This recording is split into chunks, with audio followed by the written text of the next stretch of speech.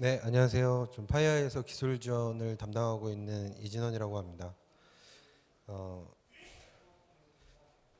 첫 번째 점심 먹고 첫 번째 세션을 하고 중간에 잠깐 쉬고 또 다시 해서 또 뵙는 분도 있는 것 같습니다. 제가 이번 트랙에서 이제 좀 말씀드리고자 하는 거는요. 저희가 사실은 기존에는 파이어아이가 2012년도 1월 달에 한국에 처음 들어왔습니다. 그리고 제가 2012년도 3월에 파이어아이에 조인했으니까 제가 파이어아이에 조인한 엔지니어 중에 이제 첫 번째 엔지니어입니다. 그래서 그동안에 이제 뭐랄 APT 공격이라는 것이 좀 대기업이라든지 국가기관이라든지 뭐 이런 식으로 그러니까 하이테크 기술을 가지고 있고 이런 데 위주로 이제 이루어진다라고 이제 많이들 생각을 하고 계신 것 같아요. 그래서 그동안에는 저희도 사실 2012년도에 한국에 들어온 이후로 올해까지는 계속 어떻게 했었냐면은 국가기관이라든지 공공기관이라든지 대형 사이트라든지 이런 위주로 해서 저희가 이제 많이 영업 활동을 했었습니다. 파이어의 장비 자체가 굉장히 이제 고도화된 어떤 기술이라든지 이런 것들을 탑재하고 있기 때문에 뭐 가격적인 측면도 사실 상당히 좀 일반 기업들한테 부담이 되는 그런 면이 있었기 때문에 저희가 작년까지는 대부분 이제 대기업이나 공공기관 위주로 해서 그렇게 영업 활동을 했었거든요. 근데 이제 저희가 두 가지 이유 때문에 이 중소기업에 대해서 이제 집중을 하기 시작했습니다. 저희가 재작년 말, 작년 초 정도부터 본 것 중에 하나는 공격자들이 국내 얘기입니다. 국내 얘기. 공격자들이요. 대기업을 직접 APT 공격을 타겟 공격하기도 하지만 여전히 또 한 측면으로는 중소기업을 많이 공격하는 게 저희가 이제 한 1, 2년 전부터 많이 목격이 되기 시작했습니다. 그래서 저희도 이런 흐름에 대해서 왜 중소기업을 많이 타겟팅을 할까 이런 것들을 이제 고민을 좀 많이 하기 시작했고요. 그래서 오늘 거기에 대해서 이제 저희가 찾아낸 해답을 좀 말씀을 드리고자 합니다. 그리고 또 한 가지 이유는 저희가 이제 중견기업에 계신 분들을 이렇게 쭉 만나보면은 사실 다 어떻게 생각하시냐면은 이따 이제 슬라이드에도 제가 말씀드리겠지만 우리는 훔쳐갈 게 없어. 이렇게 생각하시는 분들이 의외로 굉장히 많더라고요. 그래서 저희가 오늘 그 내용들에 대해서 왜 공격자들이 중소기업을 노리고 중소중견기업을 노리고 또 그들을 왜 해킹하는지 이런 것들에 대해서 그래서 왜 방어가 중요한지 이런 것들에 대해서 좀 말씀을 드리는 시간을 갖고자 합니다. 제가 이제 몇 개의 챕터로 나눠서 오늘 발표를 드릴 텐데요. 첫 번째 챕터는 우리 회사는 과연 안전할까? 라는 질문으로 말씀을 드리려고 합니다. 대부분 중소기업에 있는 중소중견기업에 있는 보안관리자들이나 대표님의 관점이 이런 거예요. 차세대 IPS나 차세대 방화벽 이런 걸로도 뭐 APT는 막을 수 있지 않나? 그러니까 우리가 이미 가지고 있는 걸로도 대응할 수 있지 않나? 이렇게 생각하시는 이유 중에 제일 큰 거는 아무래도 이제 비용적인 측면에 대한 부담감 이런 게 분명히 있을 겁니다. 그래서 방화벽이나 기존 IPS 장비나 이런 패턴 기반의 방식이 아무래도 저렴하고 그리고 장비를 팔기 위해서 이런 벤더들이 다 뭐라고 얘기하냐면 저희 장비에다가 모듈 하나만 올리시면은 다 막을 수 있어요. 이렇게 하니까 그게 진짜인지 아닌지 크게 생각하지 않고 그래 그럼 막을 수 있다면 막을 수 있겠지라고 하고 값싼 장비를 이제 도입을 하는 거죠. 두 번째는 APT 솔루션 구매가 그러니까 야 우리가 회사 규모가 뭐 아직 요 정도인데 우리가 APT 대응까지 해야 돼? 이거는 좀 다른 거 먼저 해야지. 다른 투자, 업무 효율성 개선하고 이런 투자 먼저 해야지. 무슨 우리가 보안 투자를 해? 이렇게 말씀하시는 분들도 많이 있었습니다. 그리고 또 하나 이제 많이 들은 것 중에 하나는 야 뭐하러 비싼 장비 사냐? 장비가 다 거기서 거기지.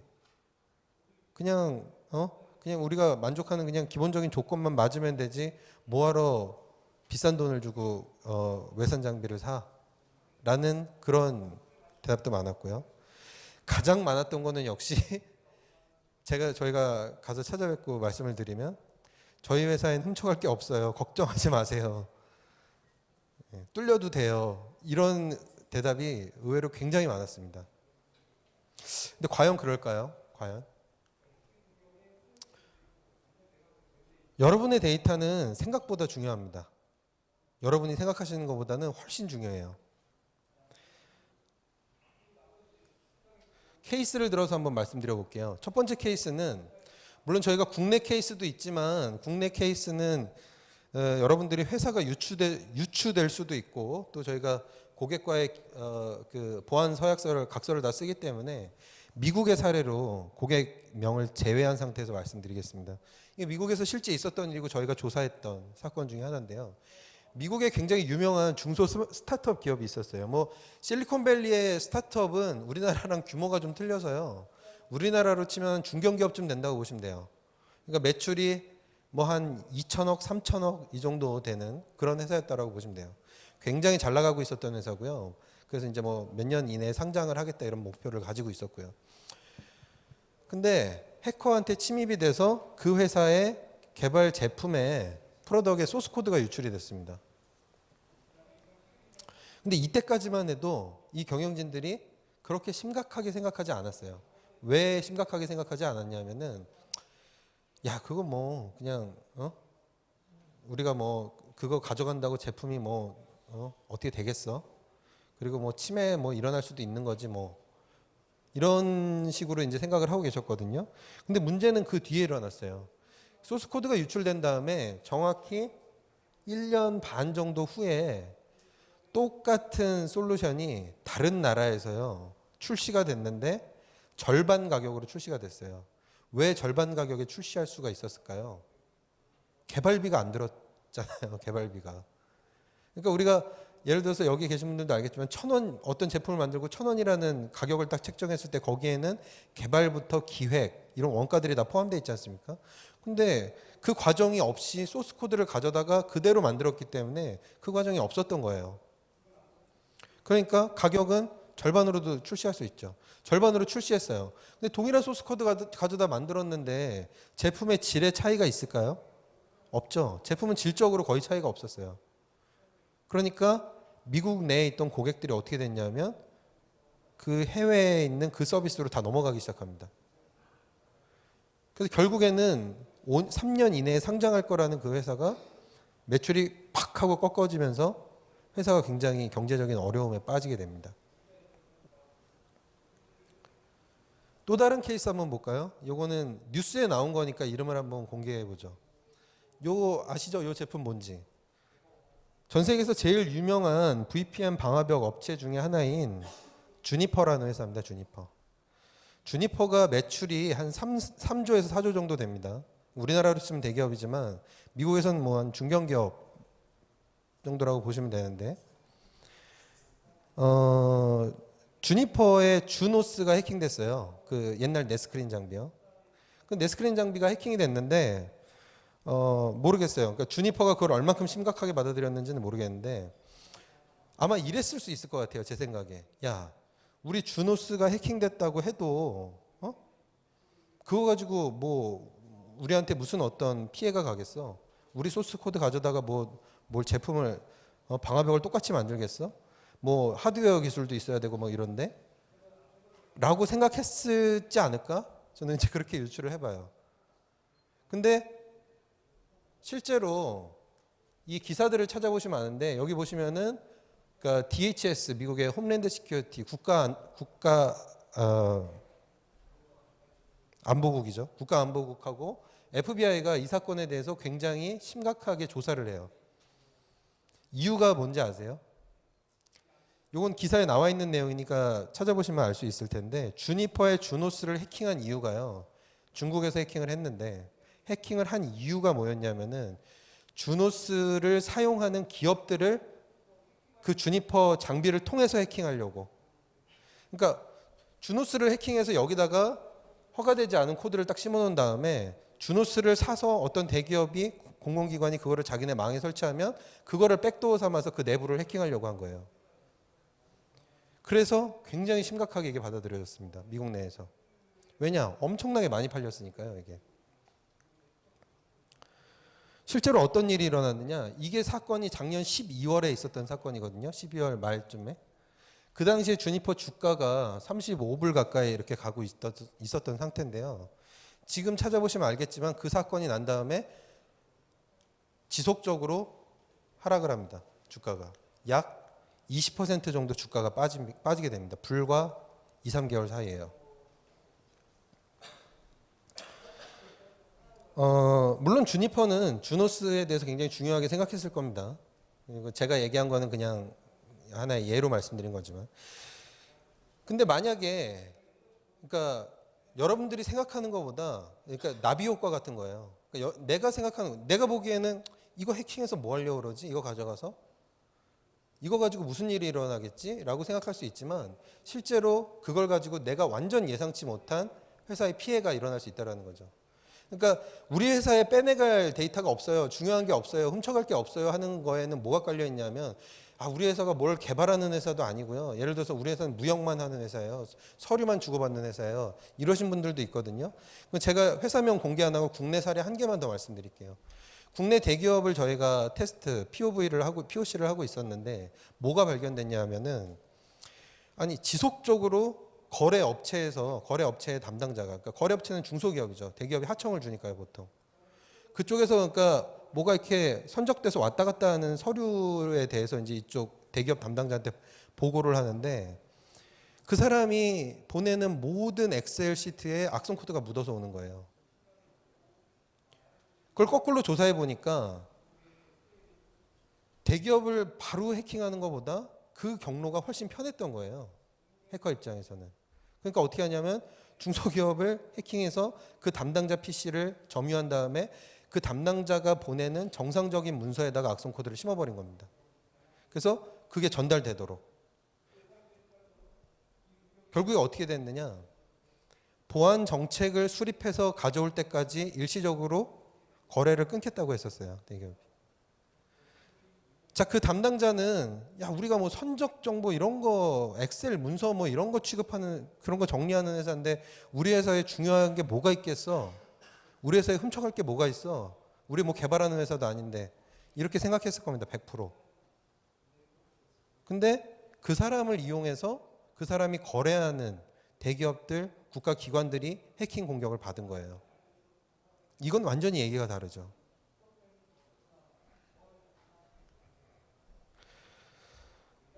무슨 근거로 그렇게 얘기를 하느냐? 그 케이스 하나만 그랬던 거 아니냐? 그게 아니고요. 저희가 얼마 전에 발견한 오전 세션 키노트에서도 있었던 M트렌드라는 레포트가 있습니다. M트렌드.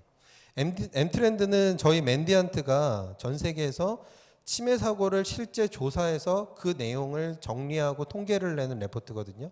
근데 이 M트렌드 레포트에서 저희가 굉장히 재밌는 사실을 하나 찾아냅니다. 저희가 국내에서도 그런 사건들을 제가 시작할 때 많이 발견했다. 1년 반, 2년 전부터 많이 발견했다라고 말씀드렸는데요. 어떤 거냐면요. 바로 협력업체나 유지보수 업체를 통해서 공공기관이나 대기업을 해킹하는 이런 사례들이 엄청나게 많이 늘어나는 것을 저희가 확인하게 됩니다.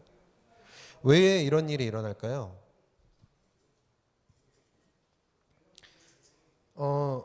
이 대기업이나 공공기관을 해킹하려고 하는 APT 공격 그룹은 소위 말하는 표적 공격을 합니다. 그러니까 해킹을 해야 되는 정확한 목표가 있어요. 그 회사를 해킹해서 내가 뭔가를 얻어내야 될 게 있어요. 그래서 디도스 공격이나 이런 것처럼 무슨 랜섬웨어처럼 한두 번 뿌려가지고 뭐 안 되면은 말고 이런 게 아니고 이 방법을 써서 뭐 예를 들어 처음엔 인터넷 접속을 통해서 뭐 이렇게 공격해봤다가 그걸 잘 막으면 두 번째는 이메일로도 해봤다가 USB로도 해봤다가 모바일로도 해봤다가 계속 공격하는 거거든요. 근데 이 공격자들이 이런 데를 계속 공격하다가 하나 깨달은 게 있는 거죠. 처음에는 그 대기업이나 공공기관을 계속 공격했겠죠. 전공법으로 막 악성 코드 날려서. 근데 그렇게 해보니까 대기업이나 공공기관들은 그래도 투자의 여력이 보통 있는 회사들이니까 뭐 보안팀도 막 한 10명씩 20명씩 있고 뭐 몇 억짜리 보안 장비도 막 사서 놓고 이런 걸 하더라는 거죠. 그러니까 물론 그래도 계속해서 이제 뚫으려고 노력을 하겠지만 조금 더, 그러니까 얘들도 공격자들도 투자를 하는 거죠. 공격을 하기 위한 루트를 개발하기 위해서. 근데 그 와중에 딱 보니까 엄청나게 쉬운 경로가 하나 발견되는 겁니다. 그 경로가 뭐였냐? 이런 유지보수 업체, 협력업체에 아웃소싱을 엄청나게 많이 주는데 얘들이 거래를 하는데 여기는 그냥 보안이 무방비인 거예요. 여기는 너무 쉽게 들어가는 거예요. 여기는 공격자들 입장에서는. 여기에서 그러니까 뭘 훔쳐가려는 게 아니에요. 여기서. 그러니까 어떻게 보면 그 보안 담당자분 얘기가 맞을 수도 있어요. 우린 훔쳐갈 게 없어요. 그럼 진짜 없을 수도 있어요. 근데 문제는 여기 이 무방비 상태, 바로 그렇게 생각하기 때문에, 그렇게 생각해서 보안 장비가 보안에 대응이 안 돼 있기 때문에 너무 쉽게 해킹이 되는 겁니다.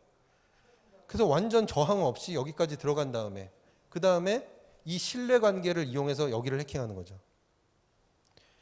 이런 사례가 1년 반, 2년 전부터 엄청나게 많이 우리나라뿐만 아니라 전 세계적으로 발견이 되고 있어요. 공격자는 심플합니다. 공격자는 예를 들어서 그래 우리 이것도 뭐 일종의 대결이니까 우리 정정당당하게 싸웁시다. 당신들 준비하고 있는 대로 내가 들어갈게. 이게 아니고요. 어떤 야비한 짓, 어떤 방법, 수단과 방법을 동원해서라도 제일 뚫기 쉽고 제일 효율적인 방법을 택하게 돼 있어요. 근데 지금 이 시점에서 공격자들, APT 그룹이 판단한 제일 효과적이고 쉽고 오래 유지될 수 있는 방법은 뭐냐? 이거라는 거예요. 신뢰관계에 있는 아웃소싱 회사들, 협력업체, 유지보수업체 이런 데들을 이용하는 겁니다. 제가 국내에 있었던 사례 한 가지만 더 구두로 말씀드리면, 예를 들면은 이런 뭐 이런 건 아닙니다만 이런 뭐 그 빔 포인트를 만드는 회사였다. 이 빔 포인트를 만들기 위해서 여기 이 쏘는 빔을 아웃소싱을 주고요. 그다음에 이 겉에 플라스틱을 아웃소싱 주고 여기 들어가는 배터리를 아웃소싱을 줍니다. 만약에 대기업이 이런 걸 만든다고 하면요. 그죠? 대개는 그렇게 하죠. 노트북을 만들어도 뭐 키보드 아웃소싱 주고 뭐 이렇게 하지 않습니까? 해커가 어떻게 했냐면 이 부품 만드는 회사가 그래서 하청업체가 보통 제품 하나에 적게는 뭐 5개, 10개, 많게는 수십 개가 되는데 거기를 다 해킹했어요. 그중에 절반 이상을, 하청업체를. 그 다음에 거기에 담당자 메일을 이용해서 계속해서 공격합니다. 이 사람을. 근데 이 사람 입장에서는 나랑 평소 업무로 거래하는 사람의 이메일을 통해서 문서 파일, 업무랑 관계된 문서 파일이 들어오는데 그거를 안 열어볼 사람이 있을까요, 과연? 100% 열어봅니다. 그래서 그 경로가 현재는 가장 효율적인 공격자들이 생각하는 경로이기 때문에 바로 이렇게 이용이 되고 있다. 그리고 이거는 통계로 집계되고 있다는 겁니다. 그래서 중소중견기업을 노리는 이유는 첫 번째는 잘못된 투자 우선순위에 있습니다. 중소중견기업들도 보안에 대한 투자를 안 하는 게 아닌데 대개는 다 어떻게 생각하시냐면은 야 그냥 우리 규모의 방화벽 정도 있으면 되지. IPS 하나 있으면 되지 뭐. 우리가 뭐 그런 대기업이나 뭐 무슨 어디처럼 그렇게 APT 장비까지 도입할 필요 있어? 이렇게 생각을 하시는 거. 또 다른 문제는 잘못된 기술을 이해하시는 경우가 많아요. 벤더는 기본적으로 뭐 저도 벤더 소속입니다만 다 무조건 뭐라고 얘기하냐면 다 된다 그럽니다. 일단 와서. 야 근데 요새 APT가 이슈라는데 너는 APT 돼? 그럼 방화벽을 파는 사람이건 백신을 파는 사람이건 무조건 일단 된다 그래요. 그 앞에서 누가 안 된다 그러겠어요. 됩니다. 됩니다. 이렇게 얘기해요. 그 또 하나는 이런 거를 다 알고 있다고 하더라도 워낙 보안 인력 자체가 부족합니다. 보통 이런 회사들은. 한 명이나 두 명이 여러 가지 업무를 겸임해야 되는 경우가 많아요. 그러면은 야 내가 그런 건 알지만 어떻게 그거를 도입해서 다 관리하고 방어를 할 수 있겠냐라고 이렇게 걱정하시는 경우들이 있어요. 그래서 바로 여기에서 생기는 보안의 틈새를 이용해서 공격자들이 침투를 하는 겁니다. APT 솔루션이 가장 우선시되어야 하는 이유는 뭐냐? 여러분들이 IPS나 백신으로 막을 수 있는 악성 코드들 혹은 디도스 이런 것들이 예를 들면 여러분들 바늘로 손가락에 이렇게 탁 찔러서 피나는 정도 혹은 길거리에서 싸움하면서 이렇게 주먹으로 치고받아서 아픈 정도. 뭐 어디 깨지고 이빨 깨지고 뭐 이런 거. 물론 이빨 깨지는 것도 막아야겠고요. 바늘로 피나는 것도 아픕니다. 그러니까 약도 발라야 돼요. 안 그러면 더 좋고요. 근데 여러분들이 일반적으로 알고 계신 디도스, 바이러스, 애드웨어, 랜섬웨어가 주는 피해가 이 정도라면 실제로 APT가 주는 피해는 어떨까요? 그러니까 바늘로 피나는 게 만약에 일반적인 이런 악성 코드라면 APT는 예를 들면은 팔이 잘리거나 아니면은 전쟁이 나서 이렇게 초토화가 되는 겁니다. 이게 바로 APT예요. 그러니까 예를 들면 여러분들 개인이 건강을 관리한다라고 생각해 보죠. 혹시 이 중에 이런 분이 있으세요? 나는 여기 손가락이 칼로 빌까봐 매달 10만 원짜리 보험을 든다. 의료보험을. 그런 사람 없죠. 하지만 대개 경우는 뭐는 들죠? 암에 걸릴까봐 암이 걸리면 어떻게 해야겠다는 보험은 들죠. 왜 그렇죠? 확률로 보면은 칼로 손가락 빌 확률이 훨씬 높은데 자주 일어나고 이거는 감당할 수 있는 피해잖아요. 피해가 발생해도. 근데 암은 어때요? 걸리면 그냥 끝이죠, 뭐 그냥. 그러니까 훨씬 더 나한테 괴멸적인 피해를 줄 수 있는 게 투자의 우선순위가 되는 거는 그건 너무 당연한 거예요. 근데 이게 이 당연한 우선순위가 갑자기 회사로 딱 넘어오면은 바뀌어요. 칼로 손가락 비는 것부터 투자하기 시작합니다. 이거 당장 눈에 보이고 따끔하니까. 근데 그거를 놓치면 어떻게 되냐면 앞에 있는 케이스처럼 회사가 결국은 비즈니스적으로 페이드아웃 될 수밖에 없는 겁니다. 그러면 이런 사이버 공격이 어떻게 진행되느냐? 사이버 공격은 이메일이나 웹서핑, 뭐 모바일 이렇게 다양한 경로로 이루어지지만 그 중에서도 저희가 가장 많이 발견되고 주목되는 건 뭐냐면 이메일이나 웹서핑을 통해서 사용자들이 악성 코드에 노출되고 APT 공격에 노출되는 겁니다.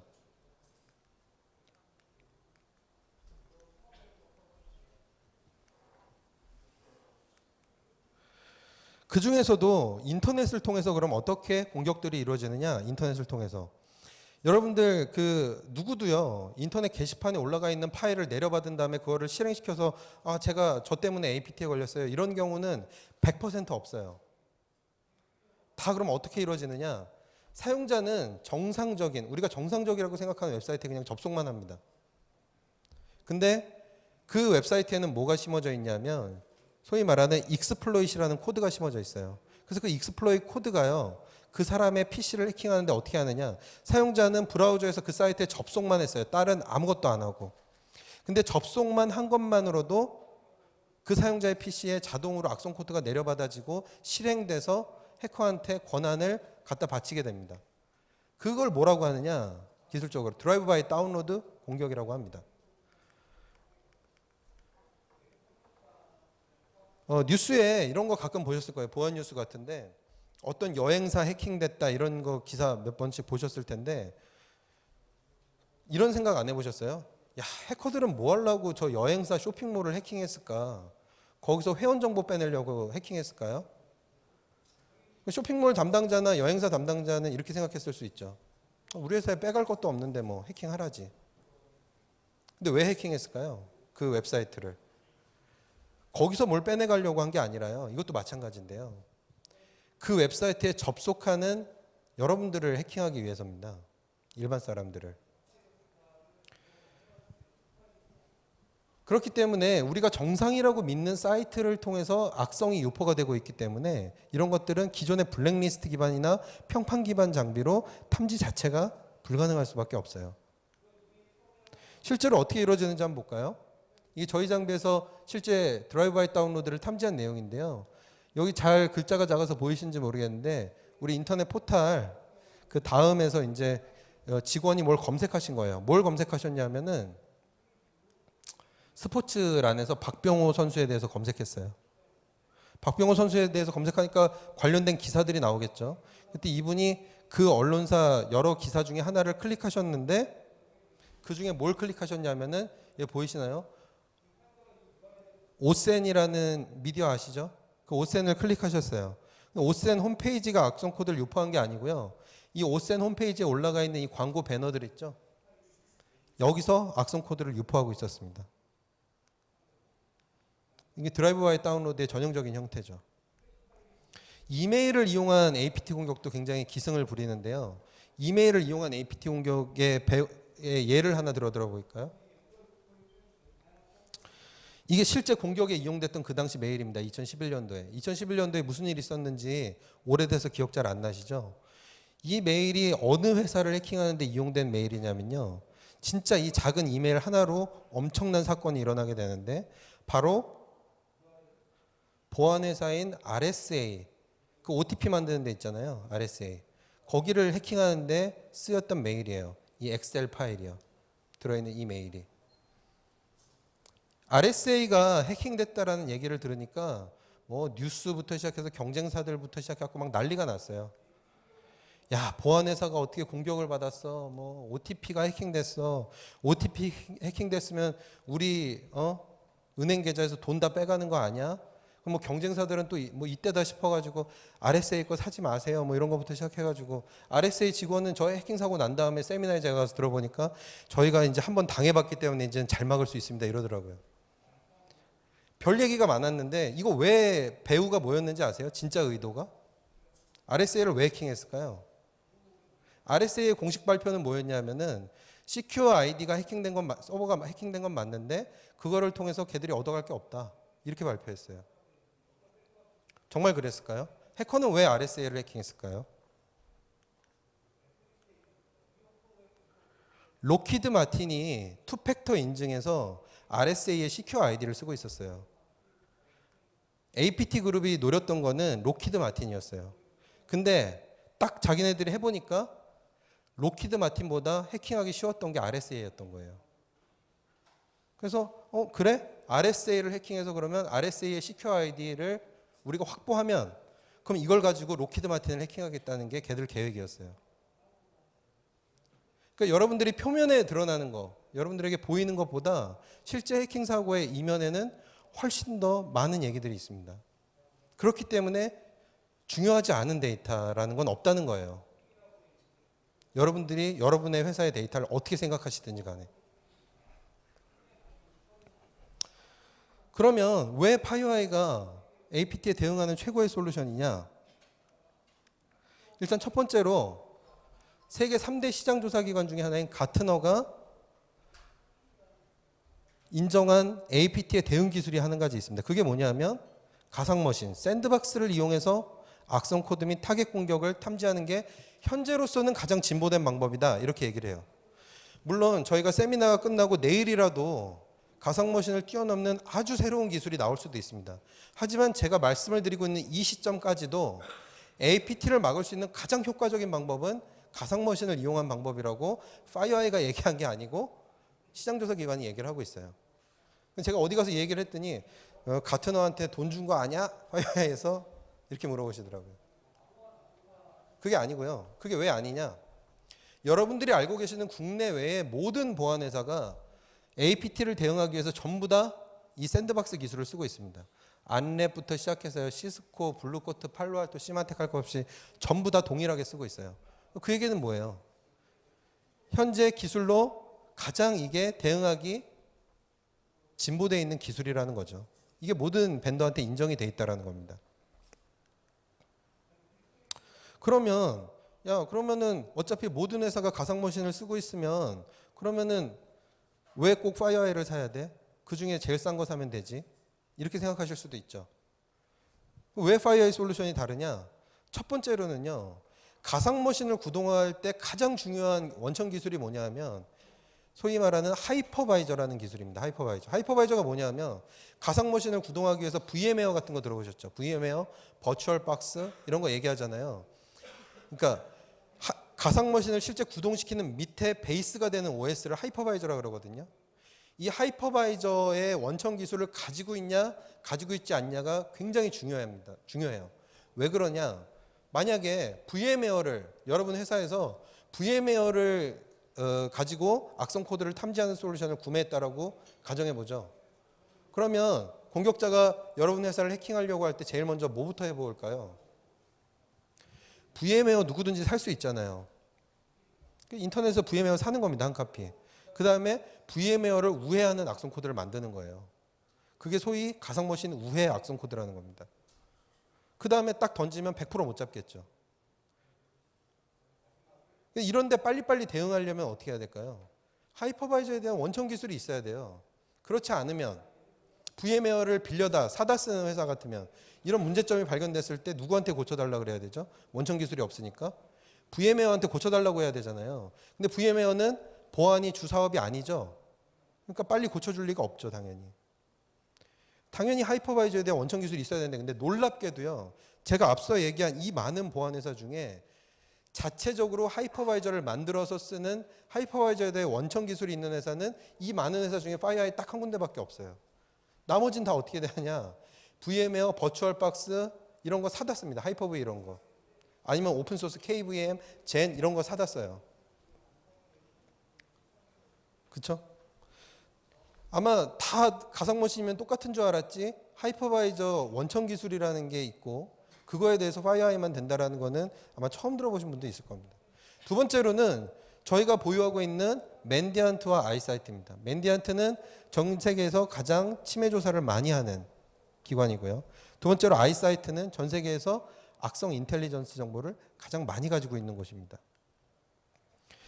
전 세계 유일의 자체 가상머신 기술에 최대 침해 조사의 현장 정보 그리고 최대 보안 인텔리전스가 합해진 게 파이어아이이기 때문에 다른 모든 회사에서 알려지지 않은 공격도 파이어아이 장비에서는 이미 등록되어 있는 알려진 공격이라는 겁니다.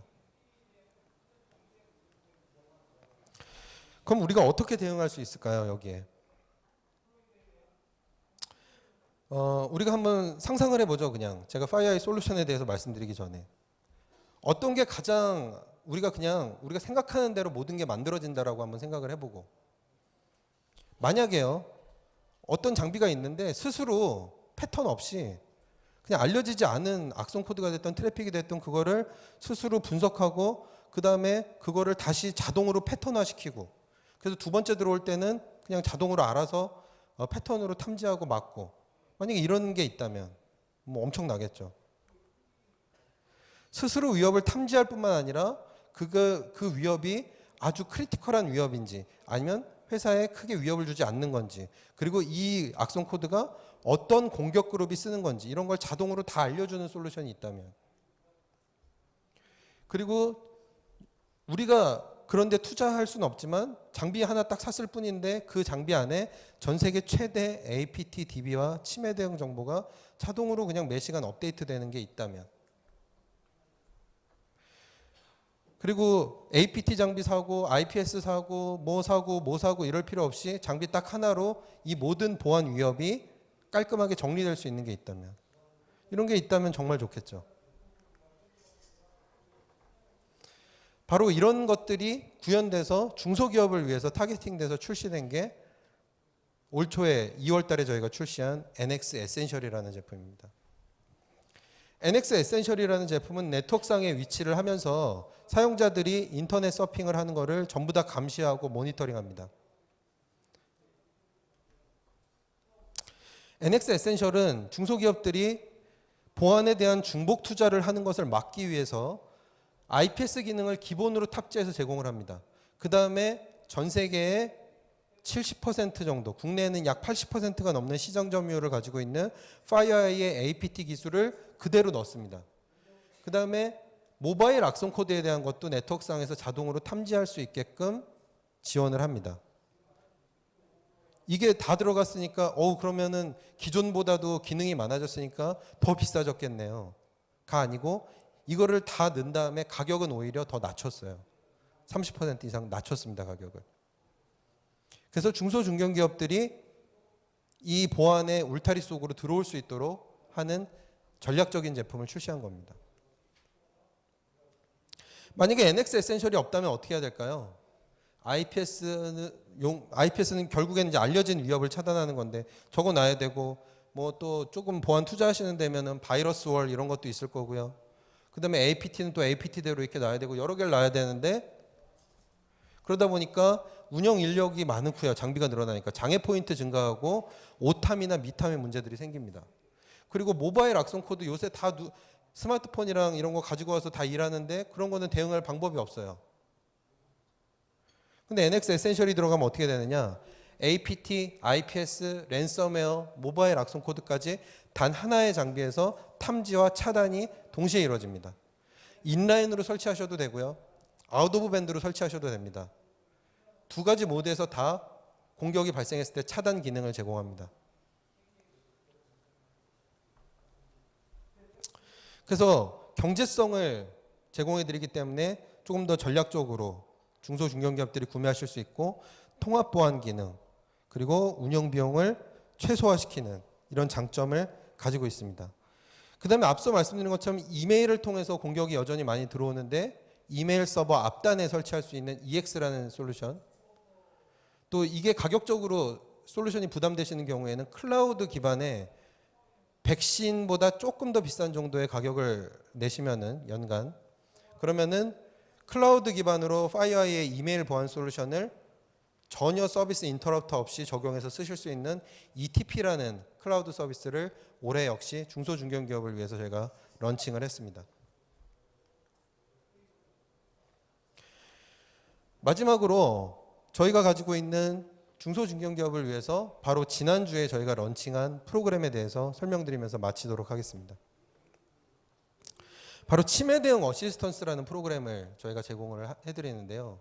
무슨 프로그램이냐면 중소중견기업들이 해킹이 되거나 치매가 의심되거나 치매가 확인되었을 때 굉장히 당황스러워 하십니다. 왜냐하면 일단 보안 인력이 너무 적고요. 내부적으로는 대응이 안 돼요. 외부적으로 하려다 보니까 시스템 하나 디스크 포렌식 하는데 보통 300만 원에서 500만 원씩 합니다. 서버 한 대, PC 한 대 하는데 그래요. 근데 아무리 중소중견기업이라도 막 PC가 뭐 100대, 200대 이렇게 하는데 그 돈 감당할 수가 없는 거죠. 방법이 없습니다. 그러니까 그런 외부 서비스를 사서 쓰지도 못해요. 근데 대응은 해야 돼요. 막 이게 해킹이 돼 있으니까, 지금 치매가 의심되니까. 이럴 때 파이어아이한테 요청을 하시면 됩니다. 그러면 저희가 어떤 서비스를 제공해 드리냐면 바로 전 세계 1위의 APT 대응 솔루션인 NX, EX, HX, PX 같은 제품을 들고 들어가서 여러분들이 긴급하게 치매 대응을 할 수 있도록 다 도와드립니다. 단순히 저희 제품을 설치하고 모니터링하는 데서 끝나는 게 아니고 여러분들이 기존에 보유하고 계신 제품들을 활용해서, 예를 들면 방화벽 정책을 이렇게 바꾸시는 게 좋겠다, 이메일 정책은 이렇게 바꾸시는 게 좋겠다는 컨설팅까지 포함해서 긴급 대응을 할 수 있게 전문가가 들어가서 도와드립니다.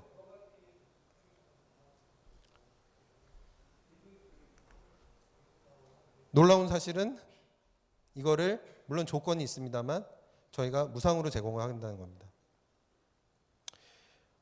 대신에 이거는 중소중견기업을 위해서 제공되는 서비스입니다. 왜냐하면 파이어아이가 그동안 많은 기업이나 고객들한테 관심과 사랑을 많이 받았기 때문에 기본적으로 두 가지 이유인데요. 그거를 어쨌든 국내에 저희가 환원한다는 의미도 있고요. 또 다른 의미는 바로 중소중견기업이 안전해야만 결국에 그 루트를 이용해서 공격이 다른 곳으로 이어지지 않는다라는 그런 믿음이 있기 때문에 그렇습니다. 그래서 치매 대응 어시스턴스 프로그램 혹은 제품에 대해서 문의사항이나 요청이 있으시면은 저희한테 언제든지 연락을 주시면은 저희가 도움을 드릴 수 있도록 그렇게 하겠습니다. 자, 발표 시간을 조금 넘겼는데요. 여기까지 해서 제 발표를 마치도록 하겠습니다.